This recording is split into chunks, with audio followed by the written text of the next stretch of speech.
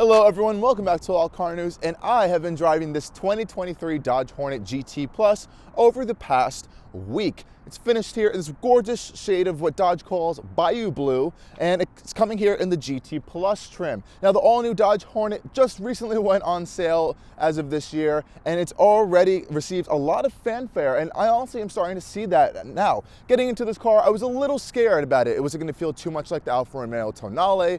Was it going to be its own thing, or was it just going to be a little bit of a hot mess? Well, thankfully, what I've learned over this past week is that it's actually fantastically fun to drive, really well built actually, and honestly, I've been getting some looks in this thing because not many people even know what it is yet. So I'm going to show you guys all the cool features of this 2023 Dodge Hornet GT and why I think you should probably consider it if you're looking for a fun, sporty, and decently looking compact crossover. Well folks, under the hood here we have a very familiar power plant but turned sideways. This is the Stellantis Group's GME T4 Hurricane 2-liter turbocharged 4-cylinder engine. We've seen this engine in quite a few vehicles across the Jeep lineup as well, so it's nothing really new, though it's interesting to see how they've kind of reshaped it and kind of turned it around to fit into this transverse front-wheel drive plate-based architecture. I mean, here we can see it's very tightly packed in under this hood right here. You see a big airbox up top, and it's making a very healthy amount of power, 268 horsepower and a little around 290 pound-feet of torque to all four wheels, and that's sent through a 9-speed automatic gearbox, which finally I think has some really proper tuning to it to kind of accept this power and put it to the ground in a really good way. Now, I've had no issues with this powertrain as of this week. Now, one interesting tip is that you cannot get this engine actually in the Alfa Romeo Tonale in the US market, so you can only get this powertrain in the Dodge Hornet. The Alfa Romeo Tonale is only a plug-in hybrid. So this is a really unique option really for the Hornet, and I think that's going to make this thing a little bit more desirable for some people who don't want the full plug-in hybrid system.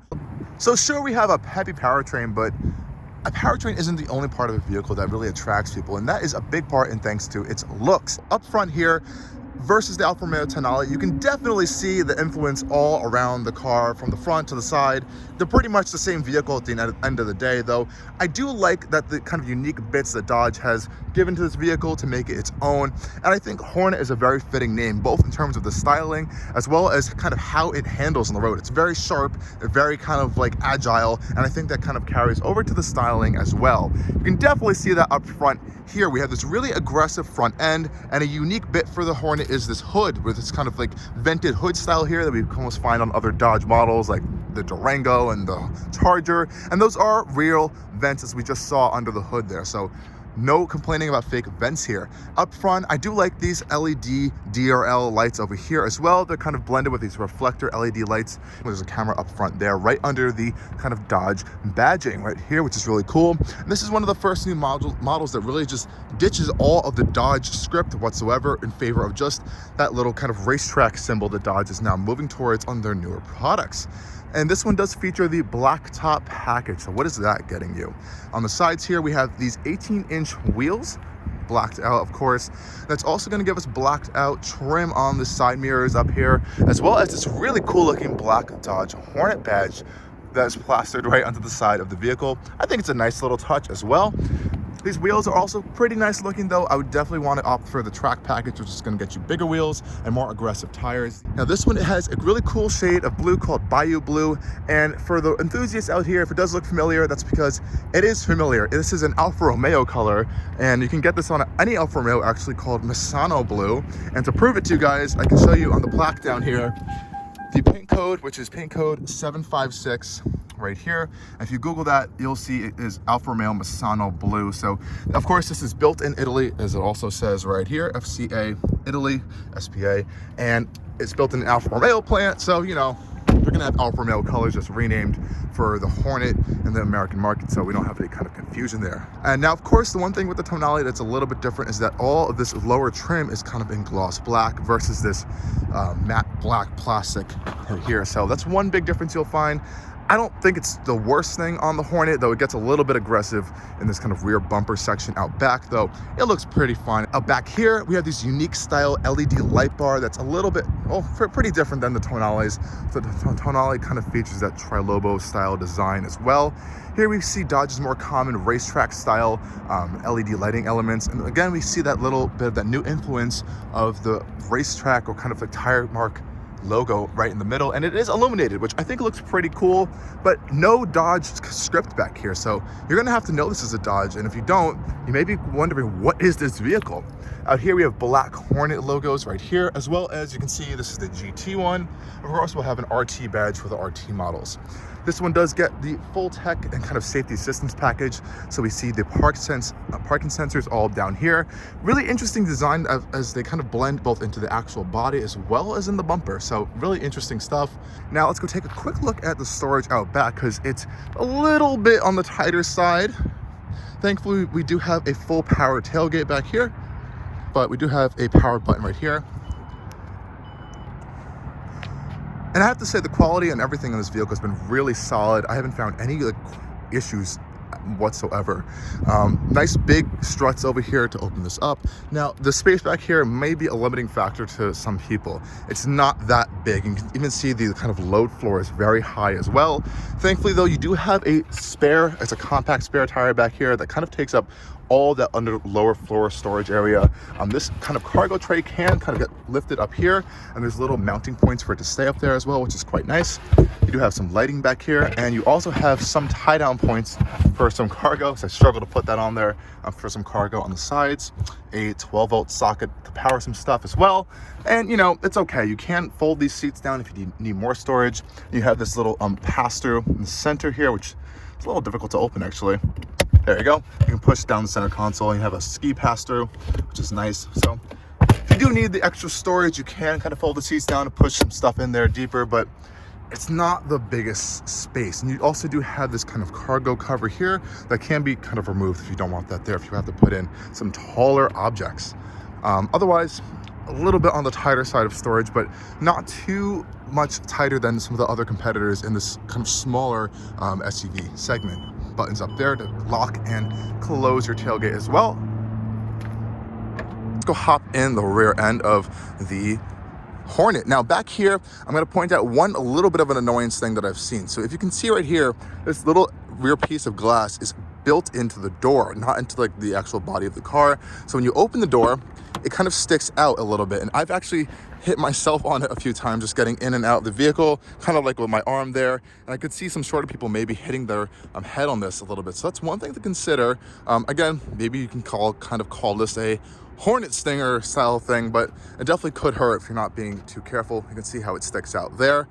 At least it blends into the body well. Now, looking back here, we have full black leather in this interior for the GT Plus trim, and you can see the nice sculpted seats there, as well as our door panels. Pretty decent materials on here. Thankfully, this isn't like super hard and scratchy. It's a little bit soft of a nice plastic, and all of the panels are really well put together. Very, very solid. I have to commend them on the build quality on this thing, because it's been really, really good over the past week. I've had no complaints and issues, and it does actually feel like a more premium product than I was expecting, even from the earlier pre-production units that I saw at the auto shows, which did not feel this nice whatsoever. Alfa Romeo style door handles right here, and we have a little blended in speaker grill. This one does have the Harman Kardon speaker upgrade, and this nice material here with some stitching. Now let's look at these rear seats. Very nicely sculpted, all in leather. We have headrests back here, which I wish could fold down because visibility is a little bit compromised, but they are comfortable for passengers back here. And let's hop inside. Very solid thunk from those doors. Let's hear that one more time. Very solid for this platform, quite like it. Now, we are sitting very high up here. This is my eye level, so I'm sitting almost above the driver. Very SUV-like in its kind of seating position, both front and rear. So you kind of get a commanding view, even over the front driver and passenger. Now, what are we dealing with legroom back here? I honestly can fit behind myself. This is my driving position, and I consider myself to drive really, although my position to be really far back, and I still have a lot of room behind myself, which is fantastic. Decent amount of knee room. I don't feel cramped back here. here. A lot of foot space even underneath the seat as well, and I have my seat pretty low, so that's quite nice. You also have some little storage back here on both sides. The seat's much further back. You can see how much tighter it can get if you have a larger front driver or passenger. My backpack's a little bit cramped back here. This center kind of console area, you do have 2 air vents as well as a USB-C and USB-A port, though there really isn't much of anything going on here in terms of storage. And I have to say, this center console, they really did some magic on when the production models, as the units that I saw in the auto show felt terrible. This thing is like really solid in here. Everything feels very smooth, well damped, and like very premium. So hats off to whoever kind of finished off on the final build quality here. They really need to implement this to a lot of other products in the kind of Stellantis group. Now the seats themselves, pretty comfortable actually. They don't feel too flat. They even kind of included this unique little sticking out point for your thigh support, so you don't feel like your legs are just hanging off into nowhere. Nice stitching in here. Now we don't have heated seats back here. I don't think it's an option either, but I think you'll be fine with that. And I think visibility back here for the driver, as well as just some general passenger kind of viewing space back here, is okay. I think these windows really help with that, though there is a little bit of some chunkiness in these C-pillars, and the rear glass is very raked and tiny for the driver, so that may be something you want to consider. This center console here is pretty wide, and you can fit 2 cup holders in here, a little bit of some center storage, and again, we have that ski pass through right here that can go down to the trunk if you need that a little extra space. Pretty nice in here, and again, the quality is very, very good. Now, one big thing that this one does have is a sunroof at all. It was a delete option on this one. I'm not sure why it was deleted, but you can get one, so don't be afraid. But I think that may kind of impede on some headroom, though this one feels very, very spacious for me. I'm like 6 foot tall, and I don't really have any issues even if I lay my head back, which is fine. So that's the rear seats back here. I want to go take you guys on a tour of the front end, because honestly, it's one of my most favorite parts of this car, because it really did surprise me this week how well everything feels and kind of the overall experience. So everyone, let's go hop up front. Now, before we get inside, I want to show you guys what the key fob looks like. Now, it's not an Alfa Romeo key, shockingly, even though this is essentially an Alfa Romeo, but we do have a typical Dodge key fob here, which they've been using for a very long time, and I wish they would change up. We do have a remote start capability on here, as well as a kind of trunk button, and it is fully keyless access, which is nice. And I do like this leather Dodge keychain right here, which actually feels very, very nice. Anyways, let's hop up front. Now, like I said, keyless access, so there is the touch panel behind the doors. You can see it unlocking and locking.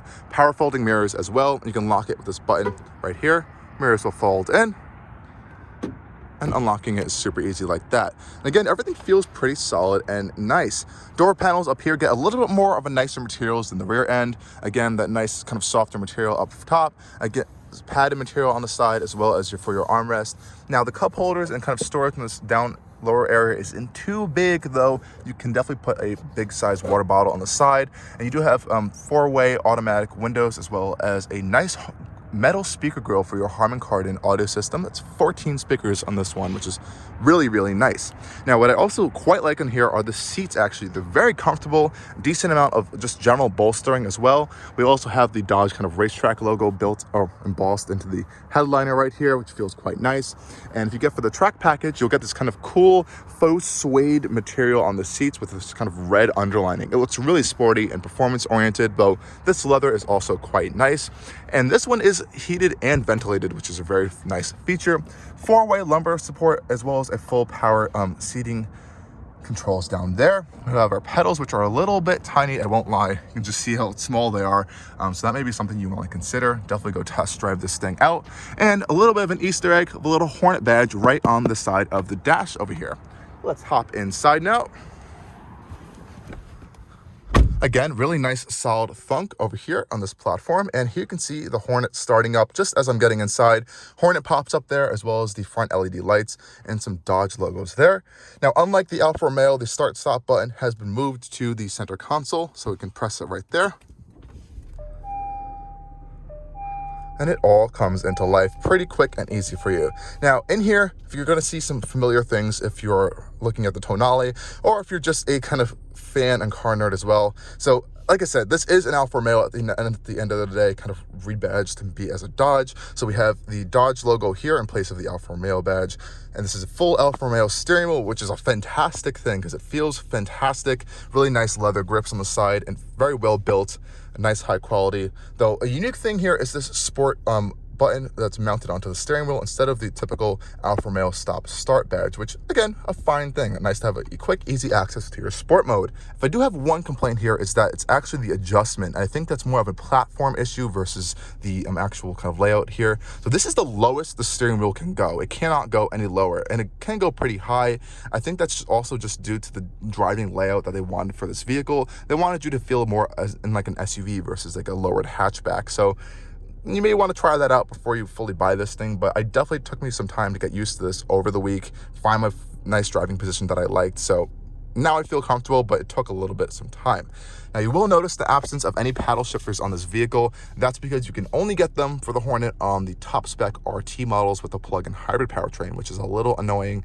There are these gorgeous Alfa Romeo metal paddle shifters that honestly I think this thing needs. Even if they gave this a little bit cheaper ones, I think it still needs it because this is a very performance sporty oriented crossover. And it's a little annoying to have to, like, if you want to manually control it from this controller here, which you have to shift the actual shifter back and forth. Otherwise, no other complaints there. This infotainment system is Uconnect 5. Honestly, this is the best one I've seen so far. I've had no problems with this either this week as well. Great quality that they're working on in this new Stellantis products. It's very quick to use. There's a lot of customizability. These are all customizable panels. Wireless Apple CarPlay and Android Auto. Again, wireless charger on this one, so that's a nice feature. We also have a 12-volt socket here, as well as a C and A USB ports that are all illuminated, which is nice so you can see them at night. Climate controls, we have a nice big bar down here for your physical climate controls, though there's even more stuff accessible through the infotainment system, and it gives you a better visual outlook of what you're kind of doing with these buttons. Nice to see that we have physical controls here, though what is annoying is that our heated and ventilated seats are always in the infotainment system up here on these little top screens. See right here, heated, ventilated, and heated steering wheel. And you can also control your climate wheel right here if you want to. And if you have a passenger in here, you can't have both of those open at the same time, which is a little weird, but it's something you can get used to.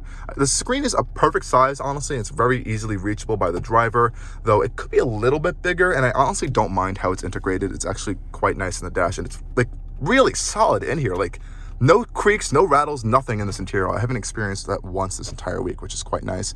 Like, you could pull on this hard and it won't go anywhere, which you shouldn't, but it's nice that it's really solidly well built in there. You also have this nice kind of leather trimming on the dash. Feels, again, really rock solid. Love that. Nice red contrast stitching. I do wish there was a little bit of padding on the side console for your like leg or knee, but it's not anything like protruding out that's going to hit you, so it isn't too annoying, and I honestly haven't complained about it this week to myself once, so I don't think it's a big issue, but they could put some padding here if you want to nitpick it. This center console also is quite nice as well. We have our leather wrapped shifter here for our 9-speed automatic gearbox. Really has some nice notchiness to it. And you can also pop it into manual mode, and they did it the right way where upshifting is down, so there's quick shifts, and you can downshift really quickly by pushing it forward through those different gears. Honestly, really nice feeling shifter as well. Feels very premium, and I do like to have a physical shifter to kind of rest my hand on sometimes. I don't always like to just be like holding a little dial or something. It doesn't feel like a real performance experience. We have a nice little scroll wheel here, which is it's an rolled plastic finish for your volume knob, as well as a mute button. You have electronic parking brake here, as well as a button for your ESC, as well, and your parking sensors to turn on and off. Now, you can only turn off your ESC when you're in sport mode, actually, and you do have to hold it down. It's not just like a quick press. That's one thing to consider if you do like to turn it off frequently. Two decently sized cup holders here. They could be a little bit bigger, I think. There's not like any kind of like dynamic sizing for it. There are some grips in here, and it does feel nice and padded. There's like a rubber material on the entire interior of the cup holder, so that's quite nice. And you do have this really nice little center console, very well padded. It is very, very thin though. Like, my hand, I think, is bigger than the center console, so it's a little bit thin. So you may be sharing an arm with your passenger right there. It's a little bit tiny, though the storage in here is pretty deep. Actually, it goes nice deep down, so you can shove stuff in there. And you do have a traditional glove box to put things in as well, which is pretty big actually, and it is illuminated inside.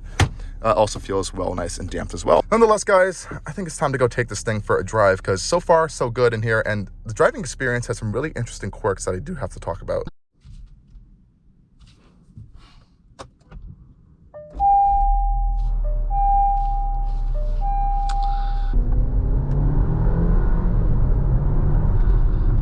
A little bit of some turbo whoosh there, and this is a pretty potent powertrain. So before I go that, let's just finish up on the steering here. It definitely makes this car feel very dynamic, and every once and now and then you'll feel a little bit of some torque steer if you kind of step on it too hard and the turbos kick in, and the all-wheel drive system takes a little bit of time to figure out where to send the power. Generally I haven't had any complaints with this, and I personally would be really curious to try this vehicle with the track package, which gets you bigger wheels. These are like 18-inch wheels, I think. Those get you, I think, 20 wheels with a little bit more of an aggressive tire, and you also have that adaptive damper setup, which I would be interested to see how that feels on this platform. Though just driving around town, I do like the steering feel. Like, you can feel what's going on those front tires. I feel all the little undulations and bumps on the road from each side. I can kind of tell where it is. So there is a unique direct driving feel that you're not going to really find in any of these kind of other premium-ish compact crossover segment. And I say premium because this thing commands a little bit of a premium price tag at around $41,000 for this mid-spec. The top two RT ones are the plug-in hybrid variants, and that gets you the paddle shifters and different powertrains. So otherwise, it's a pretty nice cabin in here. Visibility is pretty good. These A-pillars are a little bit thick, as you can see on the sides. No real complaints there, though we have nice big side mirrors as well as blind spot monitoring, so that is really helpful. Out back, the rear glass is a little bit tiny. I'm not sure if you can see in the rear view mirror here. Thankfully, this is essentially almost frameless for your rear view mirror, so you have a nice big wide view, though that rear glass is tiny, and the rear headrests do kind of eat into your cargo space, so you might want to, or your view space, so you might want to take them down actually if you want a little bit better of a view. They don't fold down though, so that would be like a manual operation you would have to do, and then your passengers will be out without headrests. Quietness levels in here are also pretty good, like actually very, very good. I think when Alfa Romeo was kind of working out this platform, I'm going to keep saying Alfa Romeo because they're the ones who did all the mechanical and engineering work on this thing. They really kind of wanted to make this more of a premium platform. So if you open the doors, you can see the insane amounts of sound isolating material they have put in between the bodies, the body bits, and all the crevices to make sure there's no like road noise, tire noise, and a whole bunch of unnecessary, unpleasant noises coming into the cabin. So it does feel very sturdy and premium in that aspect in this interior.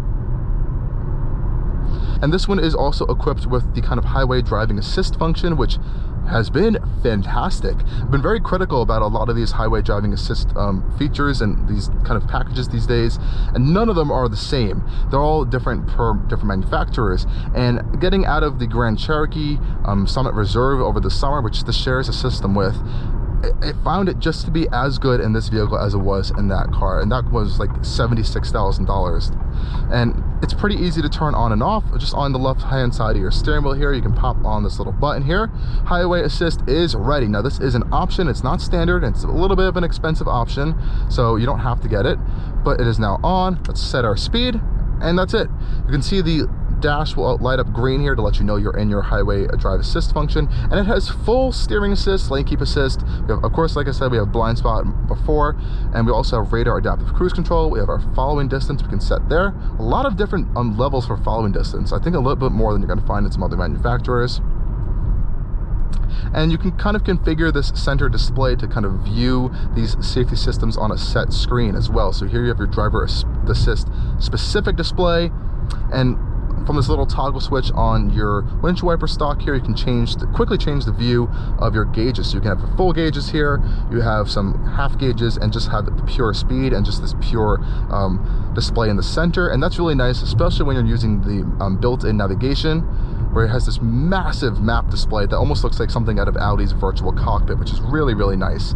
I have to say, again, no issues I've had with this display the entire week, and it's been pretty useful. And you even have, when you're in sport mode, a G-force meter, especially for these more tighter corners here. And with this quick steering rack, it's so grippy. Now, there's definitely some front end bias. You can feel it when you're in some steering, but you know, once you apply some throttle, it kind of helps to send the power to all four wheels. I wish there was a kind of torque distribution gauge on the dash that we could see. I think that'd be really cool. A lot of vehicles do that these days. I personally like that. I just like to see all the little statistics of the cars, but it's a nerdy thing. Otherwise, the Hornet's pretty fun. It's a pretty fun car to drive around, and I'm just going to keep reiterating that I personally have not had any issues over this week that I have been driving it. And yes, it's only been a week.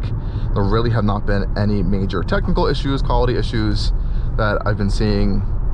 Earlier ones have, some other pre-production units have, and some even early owners have seen. Also, one thing to note is the fuel economy isn't the best on this thing. You know, in the max end range, you're probably going to see around 30 miles to the gallon. I wouldn't say I've been driving economically at all, so that's probably why you're seeing this lower end figure of around 21.2 miles to the gallon that we have on there. Still pretty good for a little bit more of an aggressive driving experience, just because I've been trying to like get a feel for the car over the past week. But there's definitely more economical vehicles in this class for sure. This is not going to be your powerhouse in terms of high MPGs, and it'd be interesting to see how better the plug-in hybrid does. I've seen like the EPA figures at least are a little bit higher than the just pure gas model, just like by like 3 or 4 MPG. Obviously you have that electric driving range in the plug-in hybrid one that's going to give you a little bit better just I guess a daily blend of driving around, which could be nicer. Otherwise, this one has a lot of power, big turbo on there to kind of give you that power, so it's going to encourage you to drive a little bit more of a spirited fashion, especially with this crazy quick steering rack. Nonetheless though, I definitely have been enjoying it over this past week, and it's been pretty fun. Some things I wish it had, maybe like a heads-up display and definitely a sunroof for $42,000, but it's definitely something to consider. I would definitely check it out. Even if you're kind of new to the Dodge brand, I think that's just kind of what this vehicle is aimed at, is kind of attracting more people to the Dodge brand that don't just want a Challenger or a Charger as a muscle car. Anyways, guys, thank you for joining me on this POV drive of the all-new Dodge Hornet. I'm really looking forward to hoping to getting into the plug-in hybrid model to see how that compares to this. And as always, make sure to watch my full review and stay tuned for more coming on Allcarnews. Cheers.